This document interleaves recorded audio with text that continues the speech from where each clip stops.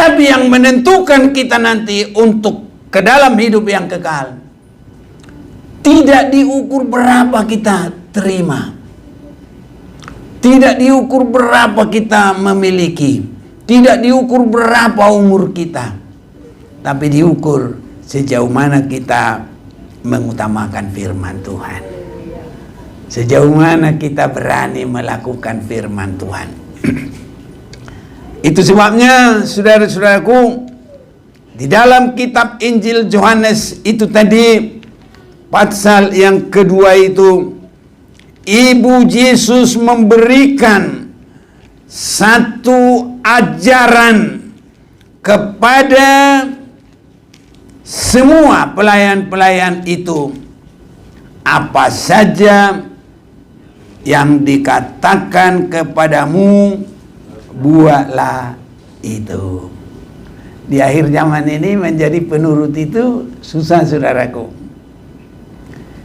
Itu sebabnya dosa-dosa di akhir zaman termasuk tidak mau melakukan, tidak mau menurut. Ada yang mau baca dulu 2 Timotius 3 itu, mulai ayat 1 sampai 5. Ayo boleh. 2 Timotius 3 ayat 1 sampai 5. Keadaan manusia pada akhir zaman. Ketahuilah bahwa pada hari-hari terakhir akan datang masa yang sukar. Manusia akan mencintai dirinya sendiri dan menjadi hamba uang. Mereka akan membual dan menyombongkan diri. Mereka akan menjadi pemfitnah. Mereka akan berontak terhadap orang tua dan tidak tahu berterima kasih, tidak memperdulikan agama, tidak tahu mengasihi, tidak mau berdamai, suka menjelekkan orang, tidak dapat mengekang diri, garang, tidak suka yang baik, suka mengkhianat, tidak berpikir panjang, berlagak tahu, lebih menuruti hawa nafsu daripada menuruti Allah. Secara lahiriah mereka menjalankan ibadah mereka, tetapi pada hakikatnya mereka memungkiri kekuatannya. Jauhilah mereka itu. Nah, jadi tidak mau dipimpin, tidak mau diarahkan, selalu melakukan kemauan sendiri, tetapi beribadah. Ini tidak bisa melihat mujizat Tuhan. Mari kita mau baca firman di dalam Yohanes, Injil Yohanes pasal yang kedua. Kita mau baca ayat 1 sampai 11. Kita mau bergantian untuk membacanya. Saya baca firman Tuhan ini, ayat yang pertama. Baik, saudara nanti akan baca bersama-sama ayat 2 sampai dengan 11 kita bersama-sama. Saya rasa sudah semua mendapatkannya. Injil Yohanes pasal yang kedua. Pada hari ketiga ada perkawinan di Kana yang di Galilea, dan ibu Yesus ada di sana. Yesus dan murid-muridnya diundang juga ke perkawinan itu. Ketika mereka kekurangan anggur, ibu Yesus berkata kepadanya, mereka kehabisan anggur. Kata Yesus kepadanya, "Maaf kau daripada ibu, saatku belum tiba." Tetapi ibu Yesus berkata kepada pelayan-pelayan yang dikatakan, apa yang dikatakan kepadamu, buatlah itu. Di situ ada 6 pelayan yang disediakan untuk belas-kasihan menurut adat orang Yahudi. Masing-masing isinya 2-3 biung. Yesus berkata kepada pelayan-pelayan itu, isilah tempayan-tempayan itu penuh dengan air. Dan mereka pun mengisinya sampai penuh. Lalu kata Yesus kepada mereka, "Sekarang cedoklah dan bawalah kepada pemimpin pesta." Lalu mereka pun membawanya. Setelah pemimpin pesta itu mengecap air yang telah menjadi anggur itu, dan ia tidak tahu dari mana datangnya, tetapi pelayan-pelayan yang mencedok air itu mengetahuinya.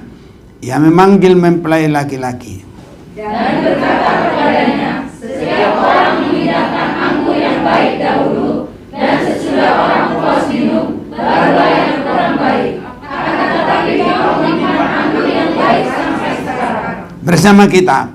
Hal itu dibuat Yesus di Kana yang di Galilea sebagai yang pertama dari tanda-tandanya, dan dengan itu ia telah menyatakan kemuliaannya dan murid-muridnya terpercaya kepadanya.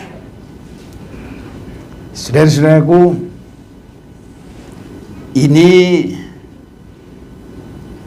mujizat atau tanda yang dilakukan oleh Yesus yang pertama sekali. Tanda yang pertama sekali. Setiap yang pertama selalu mendapat ingatan dan kesan yang pertama. Itu sebabnya kalau orang pertama kali memiliki sesuatu hal, itu perhatian yang sungguh. Harta pun, ya saudaraku, ya beda karena pertama. Anak juga, orang kalau anak pertama merasakan satu hal yang pengalaman yang sangat beda. Beda nanti kalau udah 5-6, oh udah, ya ini biasa gitu saudara-saudaraku. Walaupun bukan karena membeda-bedakan, karena anak-anak Tuhan tidak boleh membeda-bedakan, cuma memang yang pertama itu saudaraku selalu jadi perhatian yang khusus, karena belum ada yang lain-lain yang harus diperhatikan, baru itu. Nah, ini tanda yang pertama. Air jadi anggur.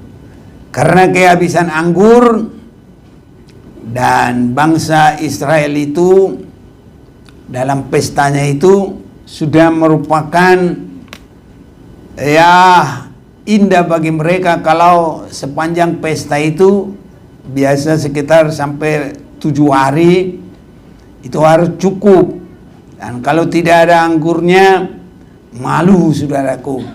Tapi anggur pada saat itu tidak seperti sekarang yang sudah mulai diproduksi untuk bikin mabuk-mabuk dan bisa hilang ya perasaan. Memang anggur yang dulu juga bisa juga memabukkan, tapi itu masih asli karena Nuh juga pernah juga mabuk saudara-saudaraku ya. Jadi memang kalau anggur sekarang sudah modifikasi untuk khusus, beda kalau dulu masih asli. Itu sebabnya kalau dulu itu harus tetap ada anggur selama pesta. Jadi kalau itu habis ya, maka yang punya pesta akan rasa malu. Jadi kalau Tuhan membuat mujizat yang luar biasa ini, Tuhan satu mencukupkan, kedua juga sampai tidak mempermalukan.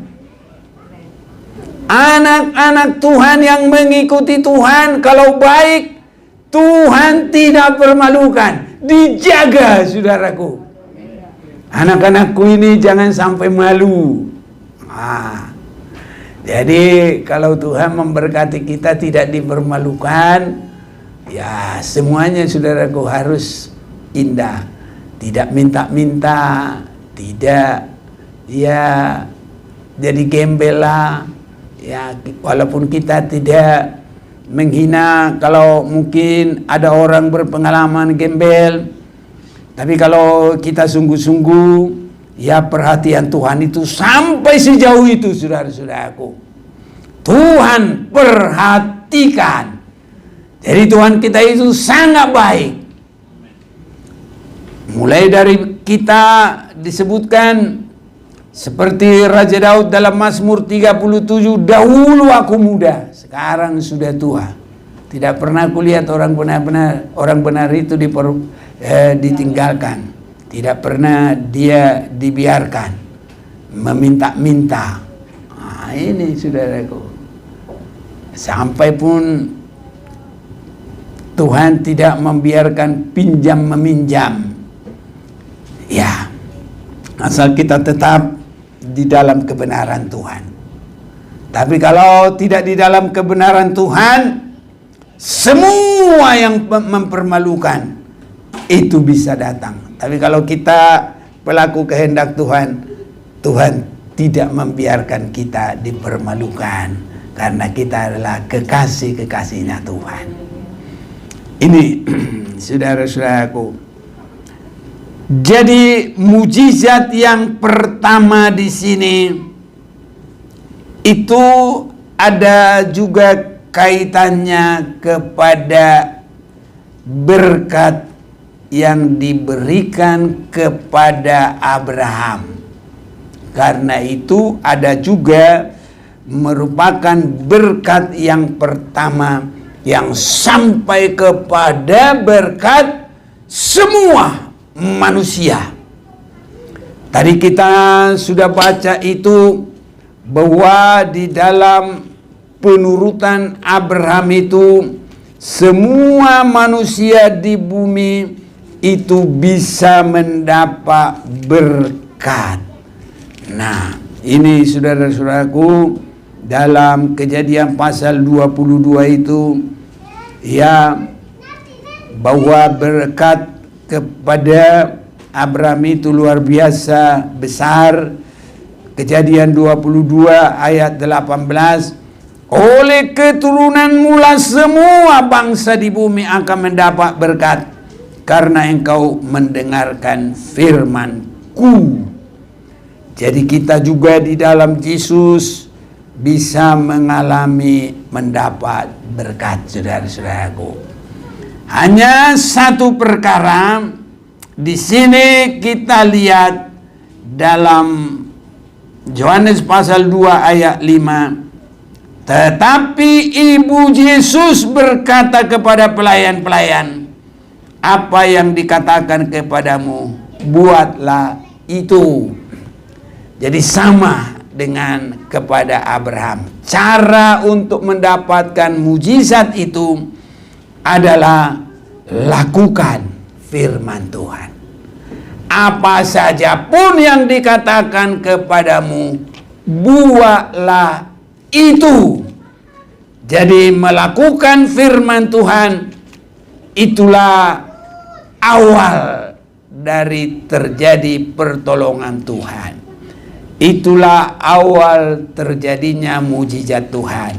Jadi kalau mau melihat mujizat Tuhan, harus bertahan, siap lakukan firman Tuhan. Ini tidak ada mujizat yang terjadi kalau tidak bertahan melakukan firman. Tadi berkat kepada Abraham itu kita sudah mendengar dalam Kejadian 22 ayat 16, katanya, aku bersumpah demi diriku sendiri, demikianlah firman Tuhan, karena engkau telah berbuat demikian, dan engkau tidak segan-segan untuk menyerahkan anakmu yang tunggal kepadaku. Jadi perlakuan Abraham melakukan firman itu bukan satu hal yang biasa-biasa, tapi itu sudah sampai dengan memberikan yang sangat terdalam. Hati Abraham itu sudah seperti dirogoh, karena anak yang dikasihi satu-satunya. Kalau Tuhan minta, tapi Abraham melakukan untuk mempersembahkan, menyembelih dengan tangannya sendiri menjadi korban bakaran.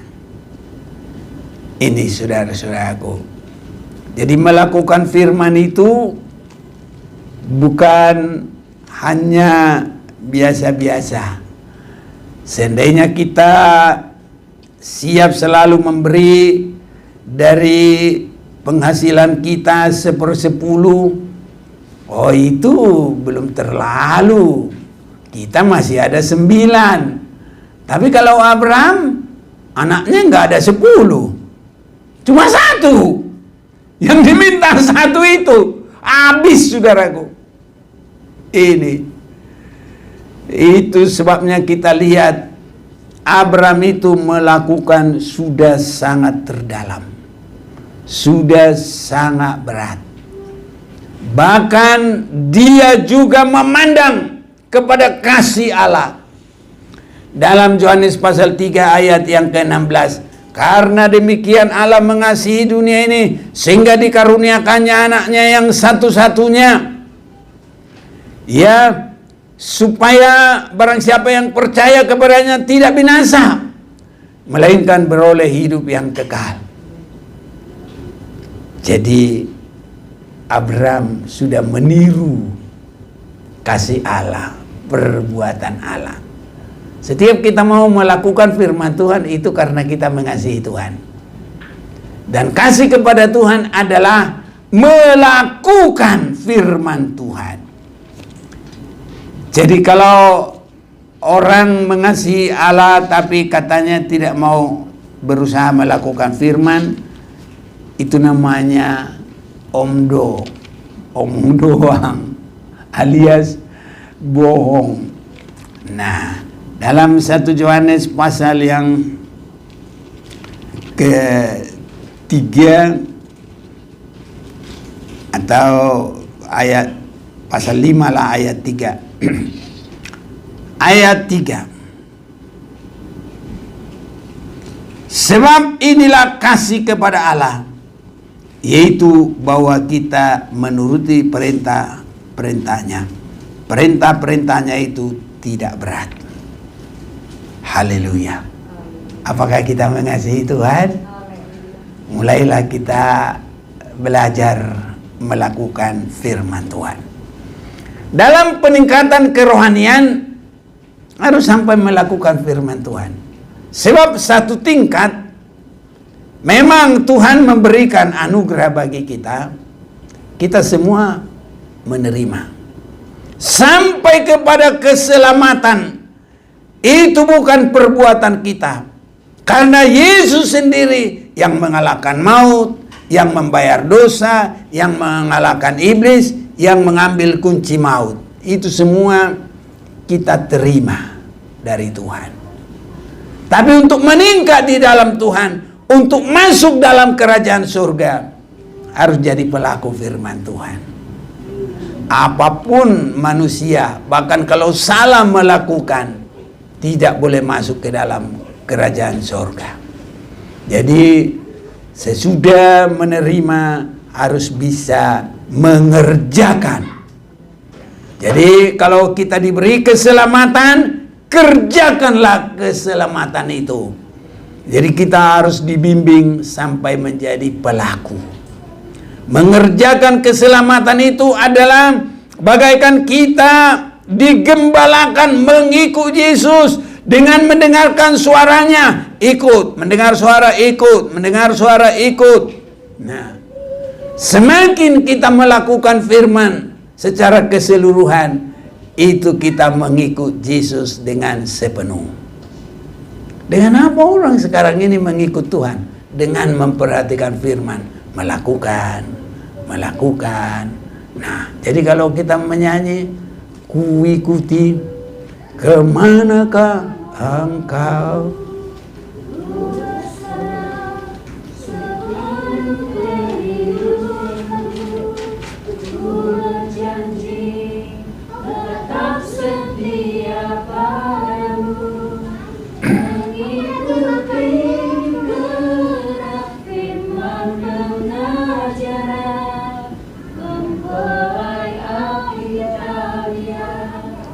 jadi mengikuti Tuhan, melakukan seluruh firman-Nya.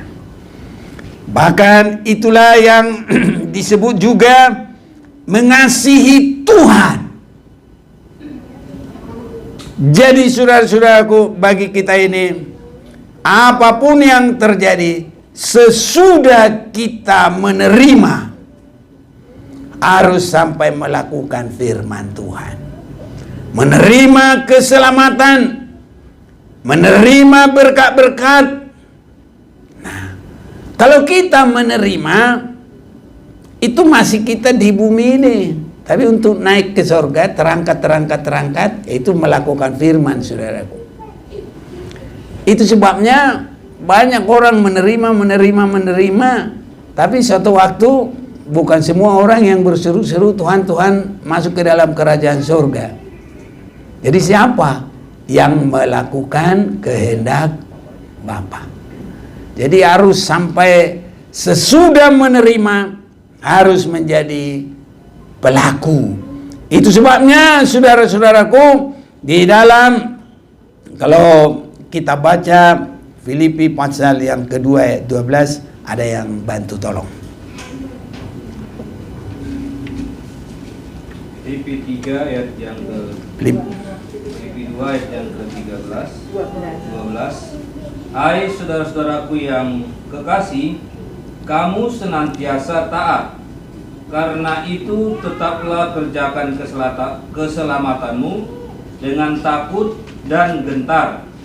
Bukan saja seperti waktu aku masih hadir, tetapi terlebih pula sekarang waktu aku tidak hadir. Iya. Jadi keselamatan itu anugerah. Boleh dibaca juga itu. Efesus pasal 2 mulai 8 sampai 10. Efesus 2 ayat 8. Ya, firman Tuhan.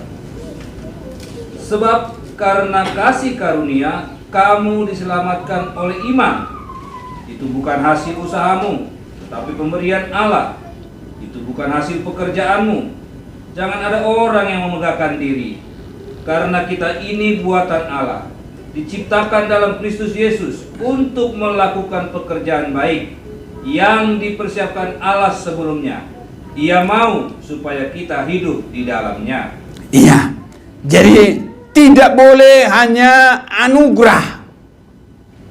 Jadi anugerah itu baik keselamatan, dan anugerah itu termasuk kekayaan. Karena berkat Tuhanlah yang membuat kaya. Termasuk kesehatan ini, semuanya itu kemurahan Tuhan.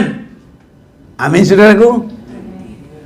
Saya kalau perhatikan, ya, orang-orang masih muda-muda meninggal. Termasuk dulu kita ada berapa tahun bimbing atlet di Ragunan. Ya, saya dengar pebulu tangkis itu Markus, iya, siapa namanya? Ya, Kido-Kido itu lah pokoknya. Itu dulu masih kita di sana mengajar kerohanian. Lah, masih murid kita udah pada meninggal. Ini saudaraku, umurnya baru 30 berapa kali ya. Begitulah kira-kira. Nah, saya juga kalau perhatikan saudaraku, kemurahan Tuhan. Ya, dalam ranking saya, baik di keluarga, sudah termasuk saya yang paling tinggi umurnya. Di dalam organisasi juga sudah nggak banyak yang selevel umur, apalagi di atas. Ini saudara-saudaraku. Jadi semua ini anugerah. Tapi yang menentukan kita nanti untuk ke dalam hidup yang kekal, tidak diukur berapa kita terima, tidak diukur berapa kita memiliki, tidak diukur berapa umur kita, tapi diukur sejauh mana kita mengutamakan firman Tuhan, sejauh mana kita berani melakukan firman Tuhan. Itu sebabnya saudara-saudaraku, di dalam kitab Injil Yohanes itu tadi, pasal yang kedua itu, Ibu Yesus memberikan satu ajaran kepada semua pelayan-pelayan itu. Apa saja yang dikatakan kepadamu, buatlah itu. Di akhir zaman ini menjadi penurut itu susah, saudaraku. Itu sebabnya dosa-dosa di akhir zaman termasuk tidak mau melakukan, tidak mau menurut. Ada yang mau baca dulu 2 Timotius 3 itu, mulai ayat 1 sampai 5. Ayo boleh. 2 Timotius 3 ayat 1 sampai 5. Keadaan manusia pada akhir zaman. Ketahuilah bahwa pada hari-hari terakhir akan datang masa yang sukar. Manusia akan mencintai dirinya sendiri dan menjadi hamba uang. Mereka akan membual dan menyombongkan diri. Mereka akan menjadi pemfitnah. Mereka akan berontak terhadap orang tua dan tidak tahu berterima kasih, tidak memperdulikan agama, tidak tahu mengasihi, tidak mau berdamai, suka menjelekkan orang, tidak dapat mengekang diri, garang, tidak suka yang baik, suka mengkhianat, tidak berpikir panjang, berlagak tahu, lebih menuruti hawa nafsu daripada menuruti Allah. Secara lahiriah mereka menjalankan ibadah mereka, tetapi pada hakikatnya mereka memungkiri kekuatannya. Jauhilah mereka itu. Nah, jadi tidak mau dipimpin, tidak mau diarahkan, selalu melakukan kemauan sendiri, tetapi beribadah.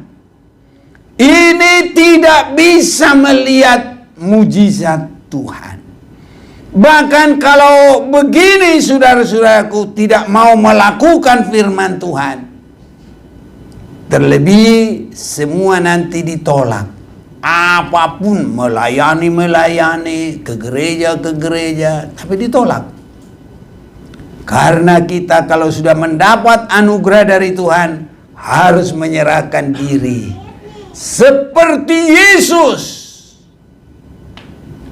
Dia berkata dalam Yohanes 6 ayat 38, Aku datang ke dunia ini bukan melakukan kehendakku, tapi melakukan kehendak Bapa.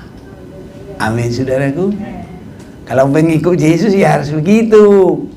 Jangan pengikut Yesus karena ada berkat, 5 roti 2 ikan, rame. Ada mujizat, rame. Memang kalau kita mau lihat itu boleh. Ada orang mati bangkit, kita mau dekatin, mau lihat dengan mata kepala sendiri, boleh. Tapi satu perkara, adakah kita pelaku firman Tuhan? Ini sangat dikehendaki oleh Tuhan. Tadi udah baca Yohanes 6 ayat 38? Belum? Ya, kita baca.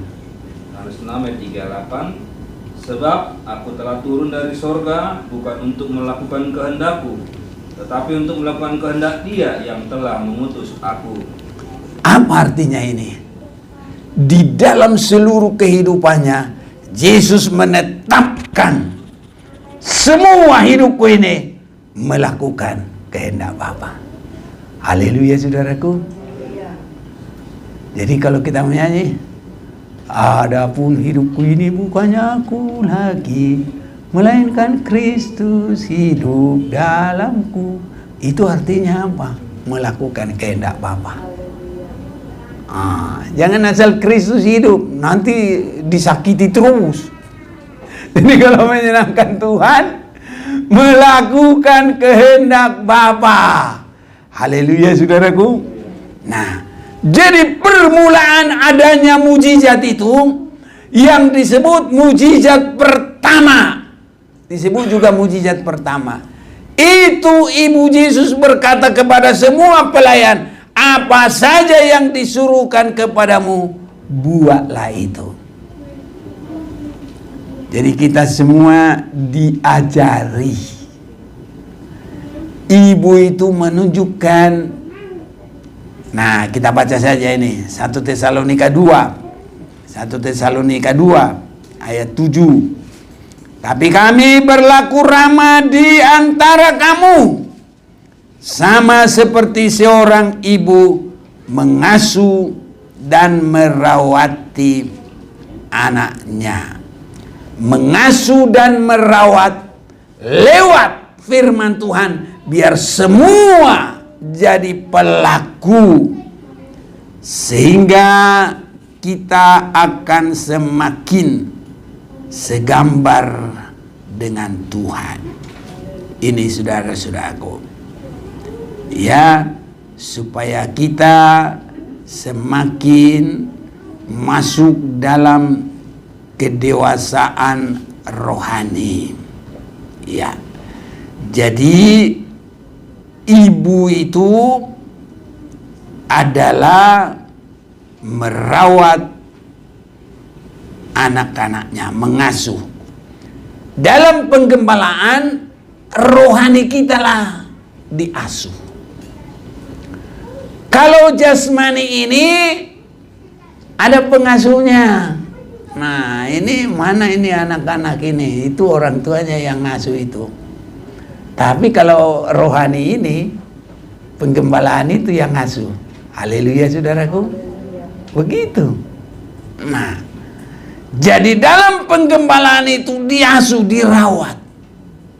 Kedewasaan rohani itu kalau sudah bisa membedakan, bisa melakukan. Mana yang baik, mana yang tidak baik, dibedakan. Nanti sampai semua hidupnya itu pelaku firman. Wah, ini sudah dirawat ini. Dan ini namanya sudah diasuh. Nah, kalau sekarang ini panti asuhan mengasuh jasmaninya supaya bisa makan, supaya bisa ya sekolah, pintar. Nah, tapi kalau ibu secara rohani merawat, mengasuh sampai gereja dewasa rohani, tidak bercacat celah, siap bagi hari kedatangan Tuhan, dibawa kepada pengertian firman, sampai pelaku firman baru melihat mujizat dan pertolongan Tuhan. Itu sebabnya, tetapi kami berlaku ramah di antara kamu sama seperti seorang ibu mengasuh dan merawati anaknya. Ini sama dengan ibu Yesus yang berkata, apa saja apa yang dikatakan kepadamu, buatlah itu. Inilah untuk terjadinya mujizat pertolongan. Bahkan inilah untuk terjadinya sambutan dari Tuhan. Mari masuk ke dalam kerajaan yang sudah disediakan bagimu. Jadi orang biar melayani tapi nggak pelaku firman. Melayani berarti apa itu? Semaunya sendiri. Bukan rohani, tapi apa? Rohana, semaunya. Ini saudara-saudaraku, semuanya bagus, tapi kalau itu belum tergembala, belum rohani, nggak bisa melihat mujizat dan nggak ada sambutan. Mari masuk ke dalam kerajaan yang sudah disediakan bagimu. Tapi kalau kita sudah mendengarkan firman, oh luar biasa saudara-saudaraku. Di samping di dalam kita disambut masuk untuk kerajaan surga, di dalam perkara dunia ini juga kita melihat hal-hal yang ajaib.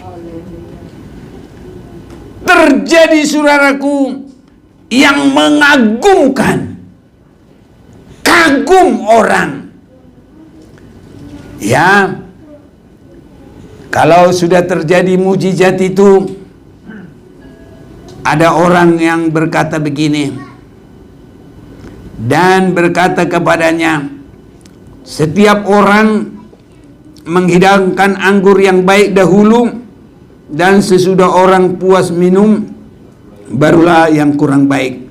Akan tetapi engkau menyimpan anggur yang baik sampai sekarang. Itu kekaguman. Apa itu artinya? Orang biarpun resesi, tapi kita tidak resesi. Haleluya. Justru apa? Orang resesi, kita resepsi. Haleluya. Orang bingung, kagum. Kok bisa? Bisa dong. Karena apa? Kalau mau jadi pelaku firman, dirawat, diasuh, bisa membedakan yang baik yang jahat, dan selalu memilih yang baik. Baca dulu Roma 12 ayat 2. Roma 12 ayat 2.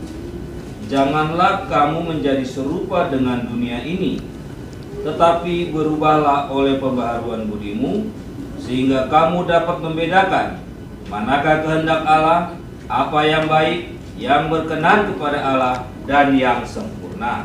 Haleluya. Harus sampai bisa begitu, saudaraku. Setiap pilihan kita tahu mana yang terbaik, yang berkenan kepada Allah.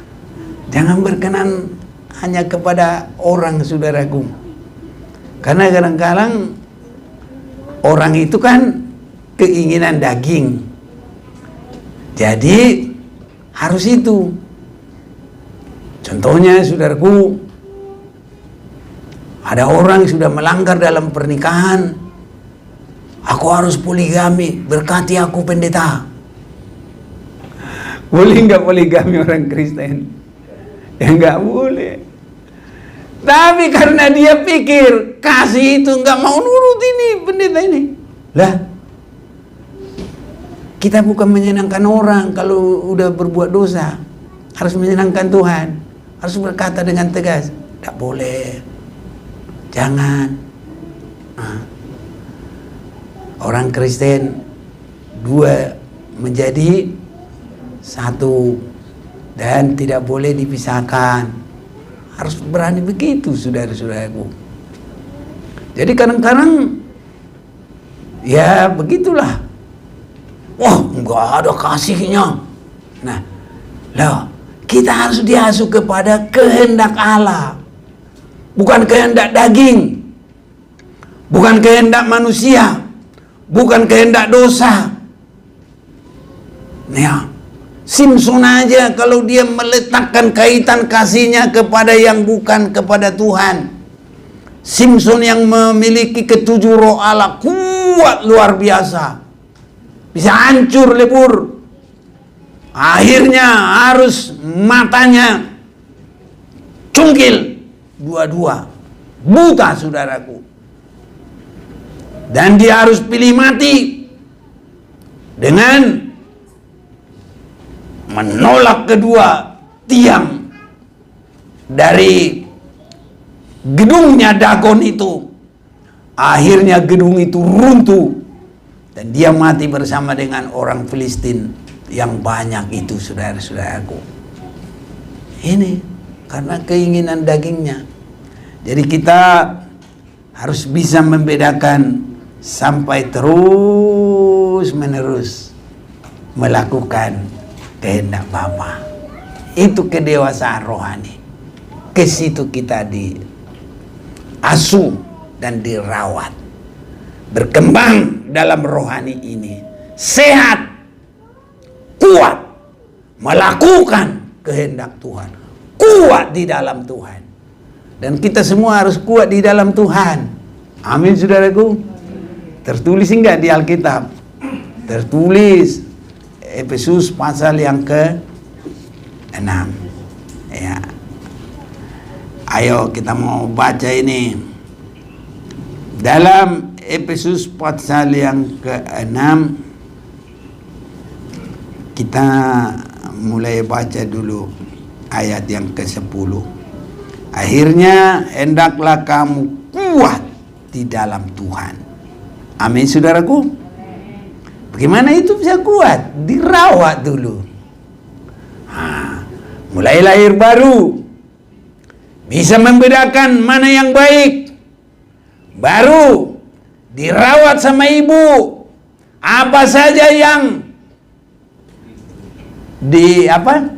disuruh kepadamu, buatlah itu. Haleluya, saudaraku. Rajin ibadah, amin. Kita harus beda dari dunia ini, harus mengerti.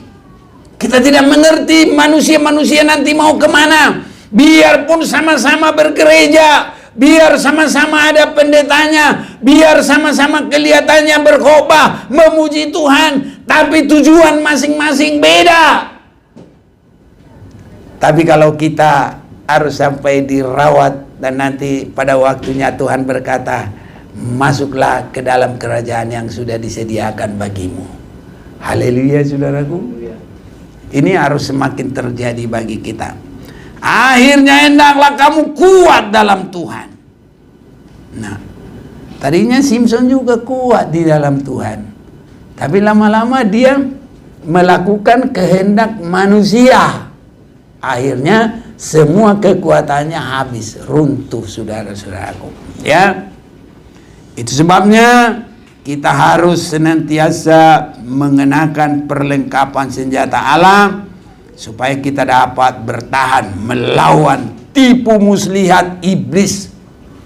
Jadi kehidupan kita yang membedakan baik dan jahat supaya melakukan kehendak Allah selalu ditipu oleh iblis. Nah, sehingga kita tidak bisa membedakan. Kalau bahasa Batak mulailah keluar. Dak pola sumuni. Dak pola malam minggu. Dak pola. Akhirnya semua nggak usah, nggak apa-apa. Berdosa pun nggak apa-apa. Apapun dilakukan manusia nggak apa-apa. Akhirnya binasa. Tapi kita mau hidup. Haleluya. Apa saja yang disuruh kepadamu, buatlah itu.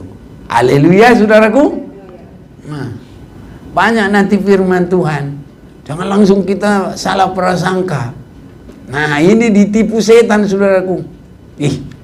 Supaya pendeta ini dihormati. Supaya pendeta ini kaya. Macamlah, saudaraku. Bukan.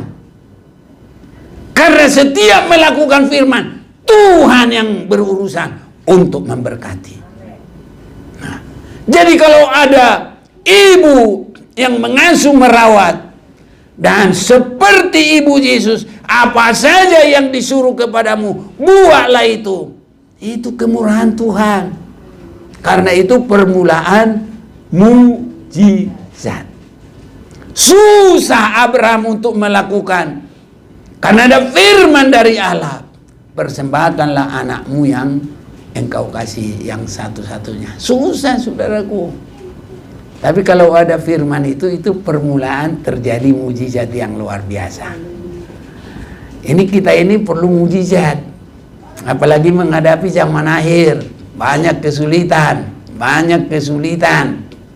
Nah, tapi biarpun mulai dari tempo hari, udah berapa tahun si corona ini?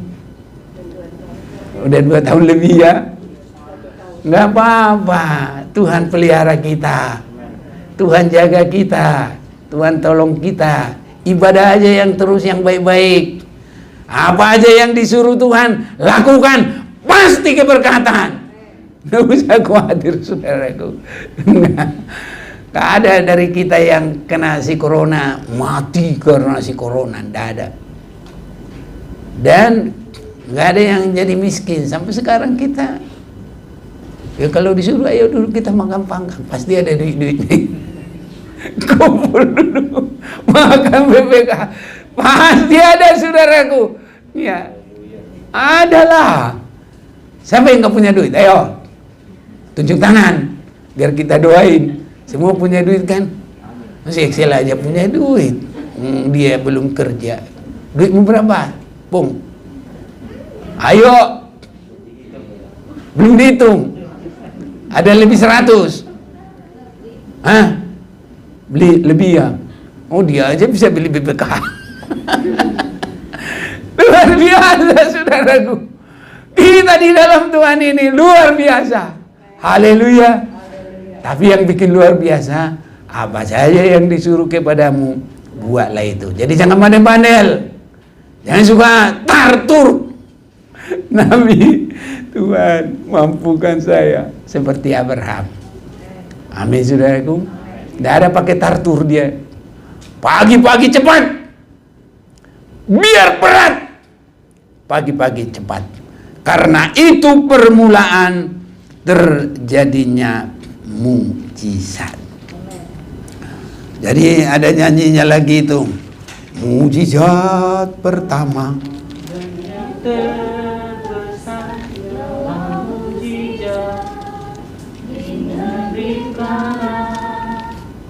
Dalam kehidupan kita yang mengalami kehabisan air anggur. Haleluya. Jadi ada mujizat terbesar saudaraku. Itu sebabnya kalau semua beribadah, apalagi satu keluarga semua beribadah, Bapak, mama, anak semua sehati, tambah indah saudara-saudaraku. Karena semua diasuh, dirawat. Ada urapan Tuhan itu turun bagi masing-masing itu. Saudara-saudaraku, kita berdoa, biar urapan Tuhan itu turun kepada siapapun yang datang beribadah bersama dengan kita. Itu membuat indah. Dan semua, kalau kita sehati, apa saja yang disuruh kepadamu, yang dikatakan, buatlah itu. Maka itulah permulaan, dasar terjadinya mujizat yang terbesar. Di dalam segala hal, kebutuhan kita, kehidupan kita, ini sampai kepada nanti sebagai Yesus Raja segala raja, dia akan menghakimi manusia, caranya memisahkan domba dengan kambing. Itu pelaku firman itu. Jadi domba itu mendengar, menurut, dan kambing itu ya pura-pura nggak mau dengar, dan dengar juga nggak mau ngerti. Nah, molo alak bata jojo mapingkol naik. Bisa begitu saudara-saudaraku. Nggak mau dengar. Budek, kata orang Indonesia. Budek. Gitu saudara-saudaraku. Jadi permulaan mujizat kita sudah lihat. Dan kalau ada mujizat itu saudara-saudaraku, semua rasa tertolong. Semua rasa kagum. Yang punya pesta tertolong, tamu-tamu semua puas. Kalau semua kita memperhatikan firman Tuhan, Roh Kudus itu memuaskan kita. Karena Roh Kudus itu memperhatikan semua yang dengar firman Tuhan. Sewaktu Petrus di tempat Kornelius menyampaikan firman Tuhan, Roh Kudus langsung memenuhi mereka semua. Dan semua bersuka cita. Hati yang terbuka kepada firman, Roh Kudus juga turun. Itu juga merupakan anggur baru, saudaraku. Dan kalau Roh Kudus di hati kita, aman, damai, sejahtera. Satu dengan yang lain akur, saudara-saudaraku. Satu dengan yang lain berani mengampuni. Satu dengan yang lain, rasa merindukan, rasa mendukung satu dengan yang lain. Kiranya itu semakin terjadi bagi kita. Mujizat di Kana itu semua milik kita masing-masing. Tuhan memberkati kita. Mari mau datang kepada